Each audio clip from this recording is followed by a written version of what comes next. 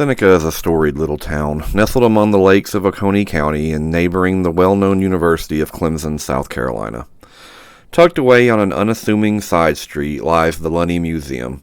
The building began its life not as a publicly accessible repository of historical artifacts, but as a home, the kind of home that one builds to grow a family in. Originally dubbed the Shady Oaks, the Lunney House was built in 1909 by Dr. William and Miss Lillian Lunney. William Lunney's father, John, had served as a medic in the Union Army during the Civil War and passed his interest in pharmacology on to his son. Young William found himself in the small town of Seneca, at the time referred to as Seneca City, where he started up an independent pharmacy. Lillian Mason, the future bride of William, was the daughter of Robert and Sarah Mason. Robert Mason had been a cavalryman in the Confederate Army, and after the Civil War had ended, he did well for himself as a prominent landowner and politician. In 1889, these two people, children born to two opposing soldiers of a terrible conflict, married in Clemson, South Carolina. Barely a year later, in 1890, the two welcomed their son, Victor, into the world. That same year, William purchased the plot of land on which to build a home for his happy new family. Sadly, it was not to be. In 1894, at only 4 years old, Victor passed away.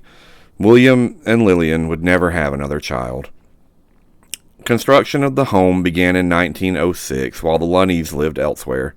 In 3 years' time, the Shady Oaks was officially completed, and William and Lillian moved into their impressive new home. The dwelling was truly state-of-the-art and had been built to accommodate not only indoor plumbing but full electrical access, even though Seneca City had access to neither at the time. William and Lillian lived happily and successfully for many years in the home. William focused on his pharmacy, supplying the people of the growing city with necessary remedies and medications, while Lillian founded the Once-a-Week Club. Initially, the once-a-week get-together was designed to provide recreation and entertainment for the ladies of the neighborhood, but it quickly grew into a powerful organization focused around neighborhood maintenance and community improvement. William Lunney was the first to shuffle off this mortal coil, dying to a stroke in 1929. Lillian persevered without him for 40 more years, traveling and building up the community she had dedicated her life to.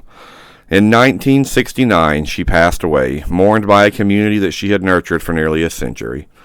The house was passed on to her sister, who donated the building to the city as the Lunney Museum.